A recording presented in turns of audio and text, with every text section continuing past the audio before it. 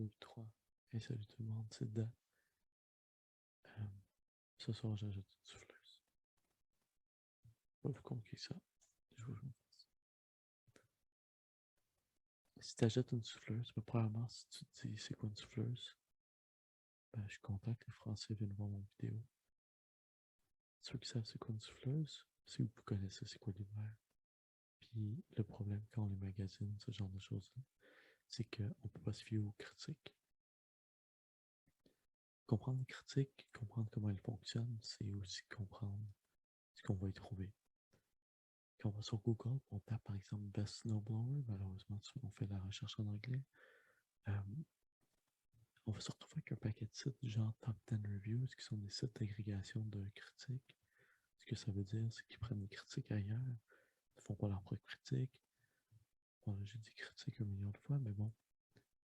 Au 1er janvier 2022, je peux vous assurer que tous ces sites-là vont afficher Best Snowblowers 2022. C'est parce que c'est tout simplement leur titre qui est connecté sur la date. Un point, c'est tout. Ils refont pas nécessairement des critiques année après année. Qu'est-ce que ça veut dire? Tout ce genre de site-là avec des dates, c'est toujours suspect. Personnellement, je vais aller les lire, je vais les consulter, mais je vais prendre tout ce qu'ils vont me dire avec un très gros grain de sel. Euh, c'est souvent très difficile de savoir qui commandite le site, qui est derrière ça.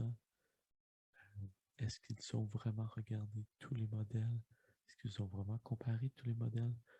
Personnellement, là, ce genre de site-là, je leur fais pas confiance, mais pas du tout. Deuxième page de Google, c'est la même affaire de Spruce. C'est une vraie farce. Je dis pas qu'il faut pas le lire. C'est juste qu'il faut prendre ce qu'ils disent avec un grain de sel. Consumer Report, c'est comme protégez-vous. À mon avis, ça vaut la peine d'être vu. Par contre, il faut payer pour pouvoir y avoir accès. Alors, si vous êtes prêt à faire cet achat-là, parfois, ça vaut la peine de payer pour ça. Snowblower Review serait le genre de site que j'irais voir, mais comme il y a une date accrochée, je trouve ça louche. Je le lirais, mais toujours avec un grain de sel. Même chose, Home Depot, c'est un détaillant. Alors, les critiques que je vais trouver vont avoir rapport avec les modèles que eux vendent. Là, il y a un problème avec ça. En théorie, le principe de la dissonance cognitive fait en sorte qu'on va toujours chercher la vérité dans nos décisions. Ce que ça veut dire, ça, c'est que si on paye 2-3 000 $ pour une souffleuse, c'est difficile après d'accepter. Notre cerveau a de la misère à réconcilier le fait qu'on ait payé 2 ou 3 fois le prix d'une souffleuse de 1000 $ pour les mêmes résultats. Je ne dis pas qu'on a les mêmes résultats avec une souffleuse à 1000 qu'avec une souffleuse à 2000. Je veux juste dire que pour notre cerveau va avoir beaucoup plus de difficultés à accepter qu'on se soit fait avoir, dans le fond. Alors, on n'ira pas faire des mauvaises critiques pour ce produit-là. C'est le même phénomène qui fait en sorte qu'il y a très peu de mauvaises critiques pour les voitures de luxe, alors qu'on sait qu'il y a certaines marques qui ont d'horribles réputations. Puis, même si la réputation est terrible, si tu mets 80-90 000 sur une voiture et puis que c'est vraiment, tu aurais été mieux d'acheter une Corolla, c'est dur à accepter. Alors, on n'ira pas y mettre un mauvais commentaire. On va quand même réussir à faire un bon commentaire. Alors, il faut tout le temps prendre avec un grain de sel. Si tu magasines une souffleuse, mon conseil, va sur les forums spécialisés, mais va pas dans les sections sur les modèles. Par exemple, le forum que je consulte a des chambres de forum pour chaque marque. Si je vais là-dedans, je me ramasse avec les dogmatiques, là. Ceux pour qui la souffleuse de tel modèle, c'est une religion. Si c'est pas ça, c'est de la merde. C'est difficile de raisonner avec ce genre de personnes-là.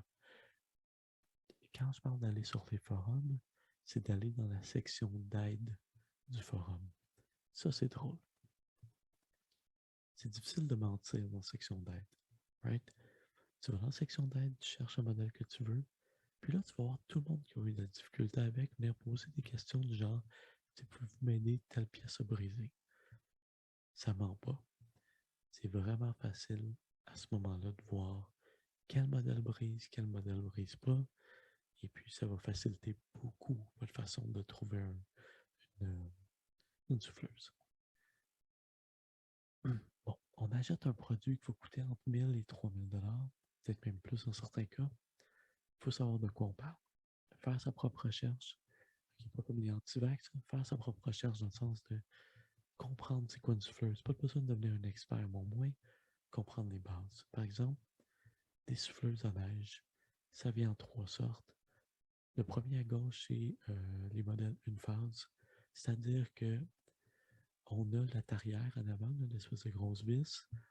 Il y en a juste une. Il n'y a pas de. Le impeller en arrière, je ne sais jamais c'est quoi en français. Là. C'est une espèce de roue qui renvoie la neige. On la voit bien dans l'image du milieu. Il n'y en a pas sur les modèles d'une phase. C'est-à-dire que la tarière pousse la neige en dehors. C'est tout. Souvent très de base. C'est soit à gaz, soit à fil. Euh, ça fonctionne à merveille pour des petites entrées de garage. Ça fonctionne à merveille des trottoirs en asphalte, etc.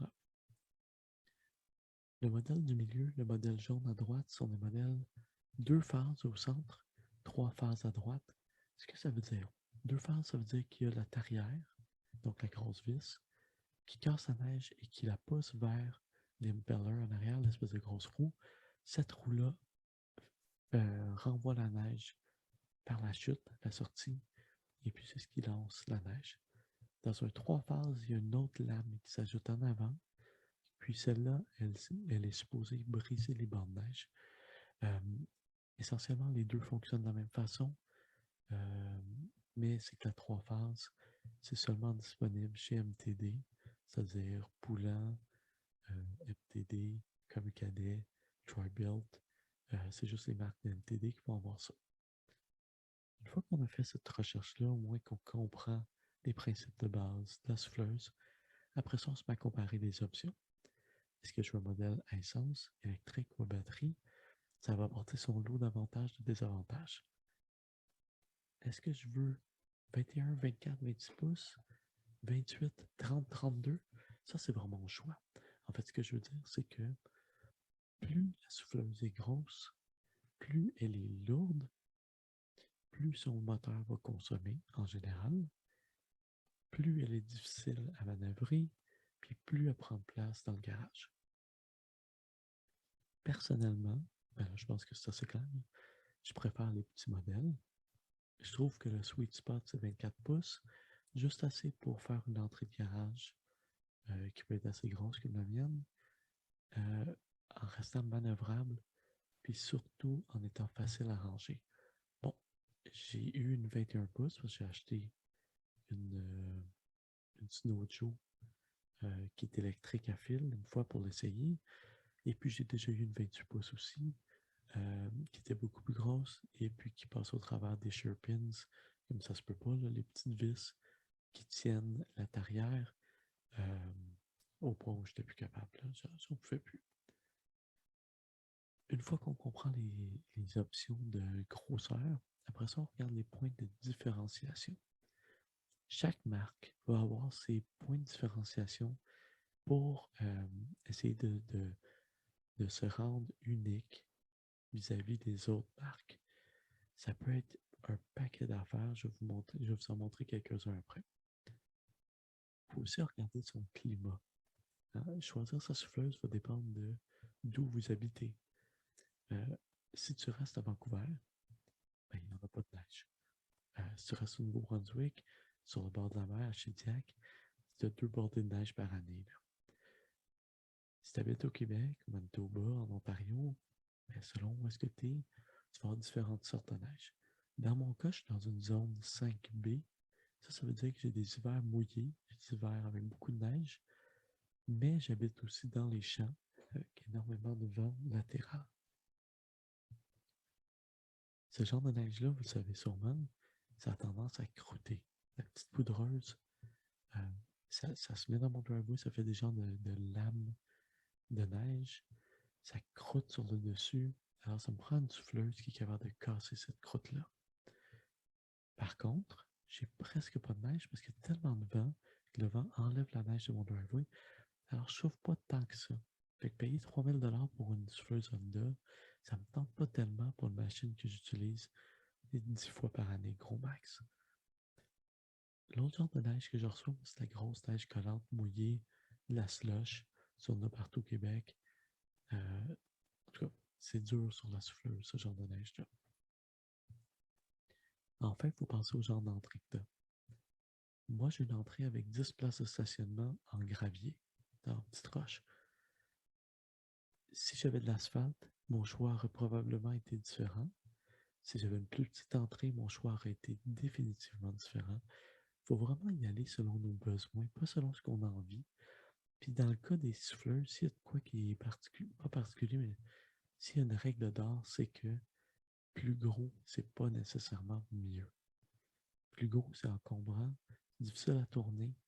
Il y en a qui aiment ça, il y en a qui n'aiment pas ça. C'est vraiment une question de besoin. Alors, voici mon tableau qui me donne mes différentes options. À droite, ce qui est caché par ma grosse face, c'est le modèle de Ego. Ego, c'est une compagnie québécoise qui fait des souffleuses de batterie. Super intéressante. Honnêtement, très performante, d'excellentes critiques, une super garantie. C'est pas fait au Québec, mais c'est fait avec le climat du Québec en tête. Vraiment, là, c'est toute une machine. Mais le problème, c'est que c'est pas disponible nulle part. Ce que je veux dire, c'est que l'année passée, quand j'ai magasiné, c'était en rupture de stock. Cette année, par curiosité, fin octobre, je vais voir rupture de stock partout. Il n'y en a pas sur le marché. Alors, c'est bien beau d'avoir un excellent produit. S'il n'est pas disponible, personne ne peut l'acheter. C'est ce qui fait en sorte, dans le fond, que je l'ai éliminé parce que ça m'intéressait énormément. Parce que je partais de l'autre modèle juste à côté, le Snow Joe. Petite affaire, 21 pouces, ça pèse rien. Ça se manœuvre comme si de rien n'était. C'est pas auto-propulsé, c'est-à-dire que tu dois pousser, mais ça pèse tellement rien que c'est super facile. Ma grand-mère aurait pu le faire. Ça ne jette pas la neige très loin, mais 20 pieds, c'est plus que le côté de mon driveway. Euh, Tout ça pour dire que je l'ai essayé pendant 2 ans, mais mon entrée est beaucoup trop grosse. Plus, c'est le genre de machine qui n'aime pas du tout le gravier. Euh, Ça fait que après 2 ans, j'ai décidé de laisser faire, puis malheureusement retourner vers un modèle à gaz, qui est un des modèles qui est là. L'autre modèle, en continuant par la droite, le MTD, je l'ai juste mis là parce que mon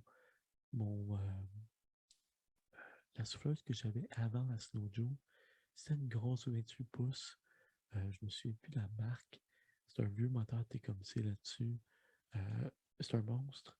Mais je passais à travers des poulies, pas des poulies, des courroies, puis des shear pins. Comme un fou, j'étais quasiment abonné pour m'avoir chacune des semaines. Je veux dire, elle avait de la misère avec ça, elle commençait à être trop vieille. Euh, Ça fait que dans mon magasinage, j'ai quand même mis un modèle similaire pour me donner une idée de c'était quoi ma base de prix. Puis il y a aussi un aspect, puis ça je ne l'ai pas dit en vidéo en anglais, mais le fait que dans mon coin, un contrat de déneigement, c'est 500$ par année. Ça fait que 500, c'est déjà ma base pour me dire si jamais je ne veux pas avoir à pelleter, ça va me coûter 500. Fait qu'il faut nécessairement que la souffleuse que j'achète me coûte moins cher que 500 par année. C'est pour ça que la ligne du bas, vous voyez un prix par année. C'est que je prends le prix de la machine, je le divise par le nombre d'années de sa garantie en me disant que après la garantie, si tout pète, je suis obligé de changer, ça va m'avoir coûté ça par année. Puis mon but, c'est qu'il faut que ça coûte moins cher que le déneigeur. Après ça, je compare les largeurs, mais c'est pas tellement différent ici parce que j'étais dans le 24 pouces tout le temps. Je compare les moteurs. Les moteurs, c'est quand même important parce que par soi-même, ça veut absolument rien dire. Il y a tellement. Avant, on utilisait les chevaux vapeur, le HP. Ça, c'est encore pire. C'est une grosse joke parce qu'on mettait un peu n'importe quoi là-dedans. Après ça, ils ont essayé de comparer avec le torque. Ça, c'était aussi pire. Ça voulait absolument rien dire. Et puis, à ce temps, c'est tout en CC, ça veut encore rien dire. Parce que, regardez le modèle Cub Cadet 3X26, un immense moteur de 420 cc, et il lance sa neige à 40 pieds. Si on compare avec le modèle juste à côté, qui est un 250 cc, lui, il lance à 30 pieds. Puis si on regarde Ariens, qui est 369, fait que entre les deux, il lance à 55 pieds.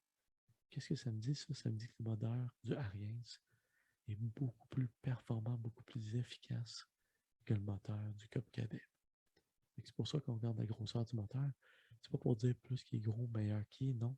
Il y en a qui sont immenses, qui ont de la perte d'énergie partout. Puis il y en a qui sont tout petits, tout compacts, comme le taureau, mais qui réussissent à pousser de la neige comme ça se peut pas. D'autres choses que je regarde, bon, la transmission, je l'avais éliminée finalement, parce que tous mes modèles étaient à friction.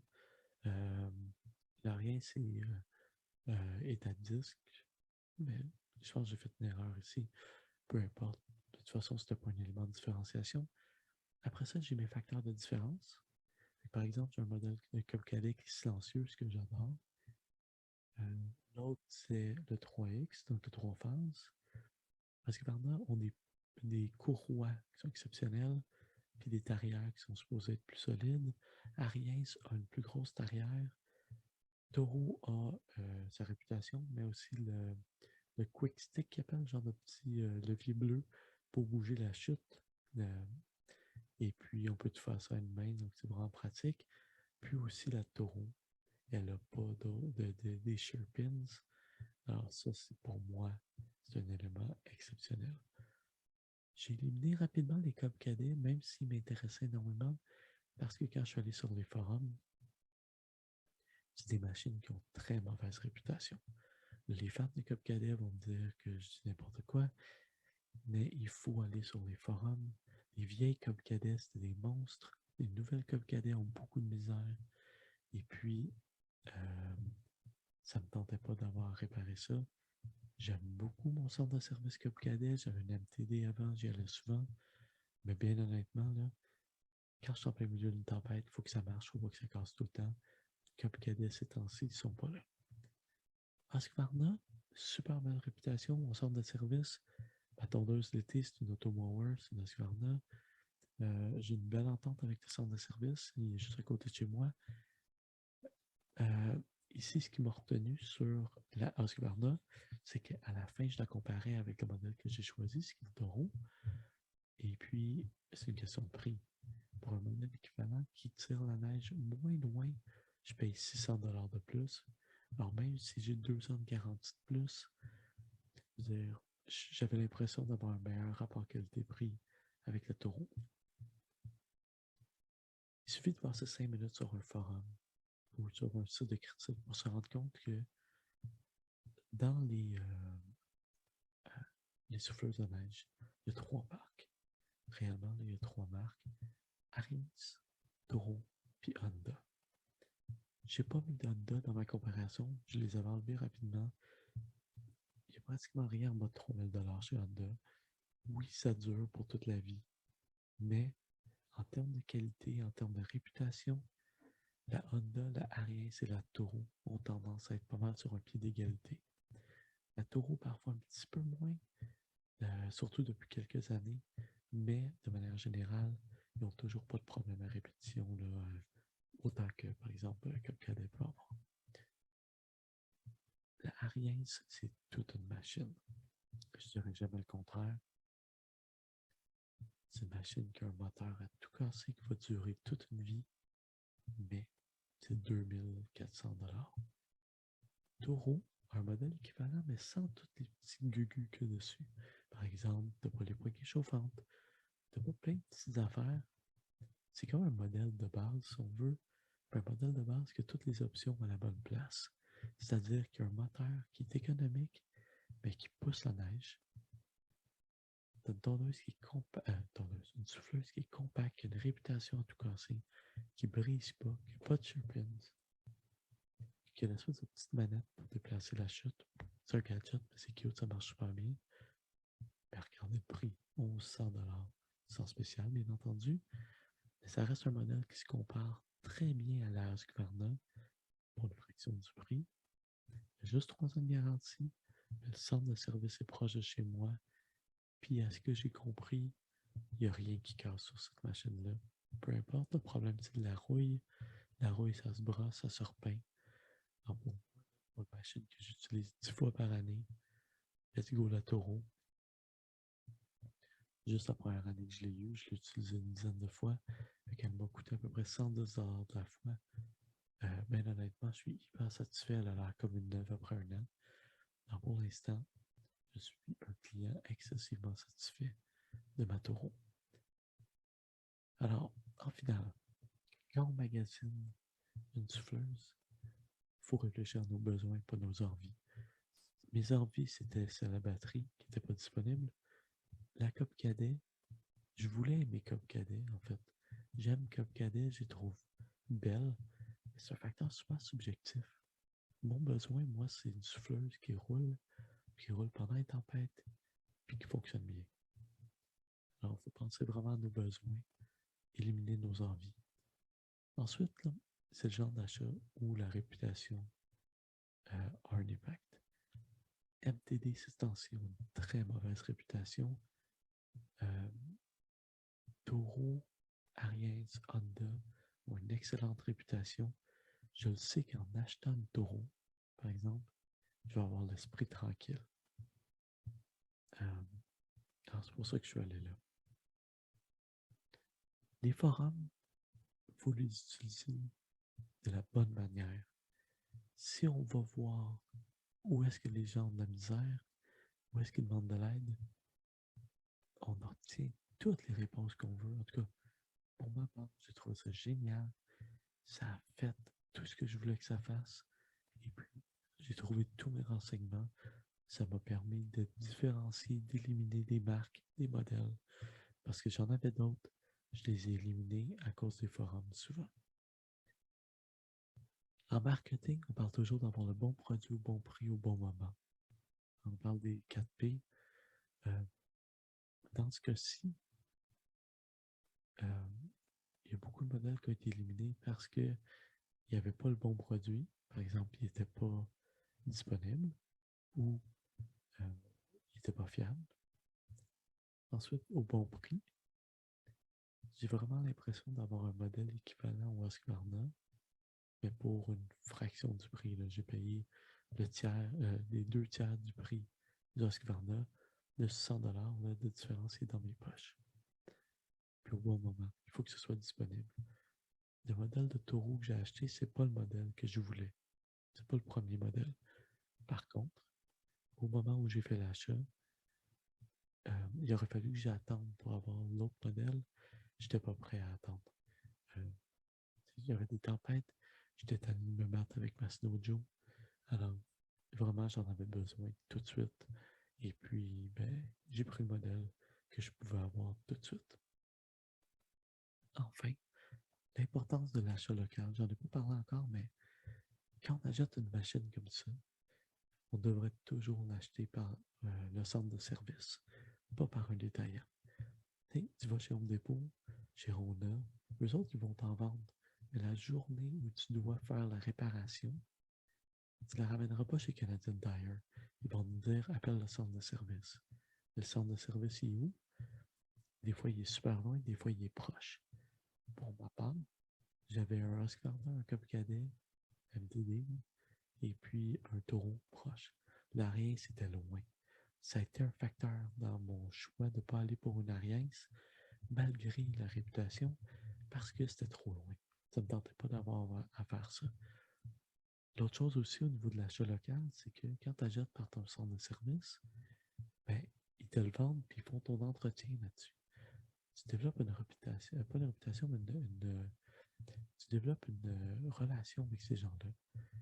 Mon ancienne MTD, je m'entends super bien avec le gars qui les répare. À la fin de sa vie, il fallait que je l'envoie souvent parce qu'il y avait des problèmes que je ne pouvais pas réparer moi-même. Alors, ce Varna, c'est mon gars de tondeuse parce que ma tondeuse, mon automower, c'est là que je l'ai acheté. Et puis, c'est là où j'ai acheté des pièces pour, par exemple, changer les roues et tout ça. Je n'ai pas eu à la faire réparer encore, mais comment je veux dire, j'ai une bonne réputation mais pour détaillant. Puis c'est chez eux que je l'apporte pour le faire réparer, par exemple. Taureau, c'est la même affaire. Chez le centre de service où je l'ai acheté, ben, leur prix n'était pas moins bon que par exemple sur Home Depot, mais je savais que la journée où j'avais besoin d'aide, je pactais ma souffleuse dans ma voiture, j'amenais ça là. Ils savent je suis qui, ils connaissent l'historique, c'est là que je l'ai acheté. Alors je vais avoir probablement un meilleur service d'eux que si je l'avais acheté chez Home Depot, puis j'allais faire le service là-bas. Alors, je vous remercie d'être resté avec moi toute la présentation. Je sais qu'elle est longue, celle-là.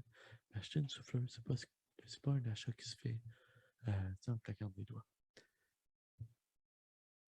La prochaine vidéo va être sur l'achat d'une batterie de cuisine. C'est niaiseux, mais je suis là dans ma vie. J'ai fait des rasoirs, j'ai fait des souffleuses. Là, je suis rendu aux batteries de cuisine. Je vous invite à attendre, elle va apparaître. Cette vidéo-ci est aussi disponible en anglais. C'est pas une copie conforme, mais je parle essentiellement des mêmes affaires. Vous pourrez pratiquer votre anglais là, avec celle-là. Encore, je vous remercie. On se reparle la prochaine fois.